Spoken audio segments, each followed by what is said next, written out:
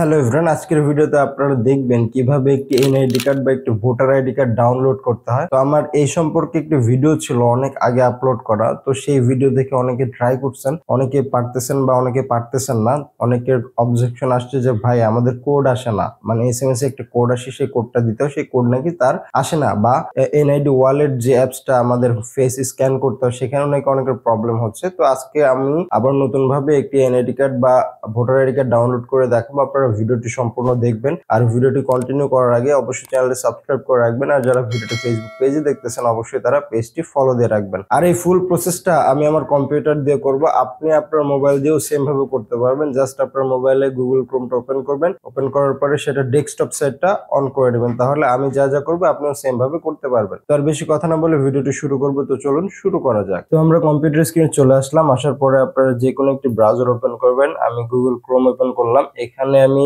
NID BD লিখে search করলাম। Search করার পরে এই যে প্রথমে যে ওয়েবসাইটটা দেখতে পাচ্ছেন এনআইডি কার্ড ডাউনলোড, এখানে ক্লিক করবেন। এনআইডি কার্ডের এই ওয়েবসাইটে ঢোকার পরে আমরা প্রথমে অ্যাকাউন্ট রেজিস্ট্রেশন করে নেব একটা। তো রেজিস্ট্রেশন করে ক্লিক করব।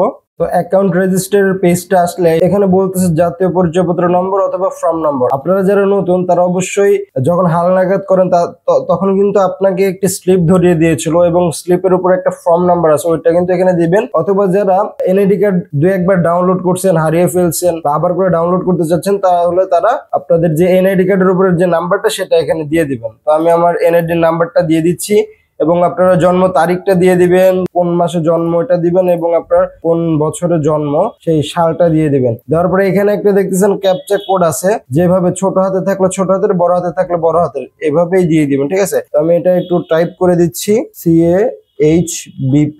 এটা দেওয়ার পরে আপনি সাবমিটে ক্লিক করে দিবেন। ঠিক আছে, সবকিছু দেওয়ার পরে আপনি জাস্ট সাবমিটে ক্লিক করে দিবেন। তো সাবমিটে ক্লিক করার পরে এখানে আপনার বর্তমান ঠিকানার কথা বলতেছে, আপনার বর্তমান ঠিকানা এবং স্থায়ী ঠিকানাটা দিতে হবে। তো আমি বর্তমান ঠিকানা এবং স্থায়ী ঠিকানা একই, তো আমি এটা দিয়ে দিচ্ছি রাজশাহী, আমার বিভাগ রাজশাহী, আপনাদের যে বিভাগ সেটা দিয়ে দিবেন এবং জেলা নাটোর, উপজেলা, এভাবে সবকিছু আপনারা দিয়ে দিবেন। তো আমি দিয়ে দিলাম রাজশাহী, নাটোর, গুরুদাসপুর। তো আমার যেভাবে আছে এভাবে দিয়ে দিলাম। আপনার ঠিকানা আপনি ভালো জানেন কোনটা দিয়েছেন, সেটা দিয়ে আপনি পরবর্তীতে ক্লিক করে দিবেন। পরবর্তীতে ক্লিক করার পরে এখানে দেখেন যোগাযোগের তথ্য, মোবাইল নাম্বার। আপনার একটি মোবাইল নাম্বার দিয়েছিলেন প্রথমে, মনে পড়ে কিনা জানি না, এবং সেই মোবাইল নাম্বারের লাস্টের 3টা সংখ্যা দেখাবে। ওই নাম্বারটাতে আপনি ওটিপি পাঠানে ক্লিক করে একটা ওটিপি বা একটা কোড যাবে, সেই কোডটা নিতে হবে। আর আপনার যদি নাম্বারটা মনে না থাকে তাহলে যোগাযোগের তথ্য পরিবর্তন, এখানে ক্লিক করে আপনি জাস্ট নাম্বারটা চেঞ্জ করে দিবেন, তাহলে হয়ে যাবে। তো আমার নাম্বারটা যেহেতু এটাই আছে, তো আমি আর চেঞ্জ করতেছি না, জাস্ট ওটিপি পাঠানে ক্লিক করলাম। তো ওটিপি পাঠানোতে ক্লিক করলে আমার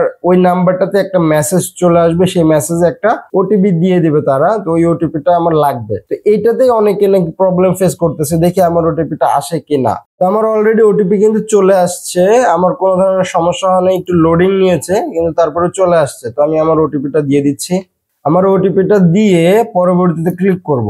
তো এখানে অ্যাকাউন্ট রেজিস্টার করার পরে এখানে আমাদের এই কিউআর কোডটি আমাদের স্ক্যান করতে হবে এনআইডি ওয়ালেট নামে একটা অ্যাপস দিয়ে। ঠিক আছে, কিউআর স্ক্যান করতে হবে। ঠিক আছে, তারপরে পরের ধাপে যাবে। তো সেটা আপনারা কোথায় পাবেন? তো এনআইডি ওয়ালেটটা আপনারা প্লে স্টোরে পেয়ে যাবেন। তো আমি দেখিয়ে দিচ্ছি, আপনারা প্লে স্টোরে যাবেন, প্লে স্টোরে গিয়ে এনআইডি ওয়ালেট লিখে সার্চ করবেন, তাহলে এটা চলে আসবে। আমি আগে ইনস্টল করে রাখছি, জাস্ট আপনাদেরকে দেখাচ্ছি। তো এই অ্যাপসটা আপনারা ওপেন করবেন। ওপেন করে আমাদের হচ্ছে এই যে স্ক্যান কিউআর কোডটা দিয়েছে, এটা আমি জাস্ট স্ক্যান করব। তো দেখেন স্ক্যান করা হয়ে গেছে। এখন আমার ফেসটা তাদের কাছে স্ক্যান করতে বলতেছে, তো আমি আমার ফেসটা স্ক্যান করব।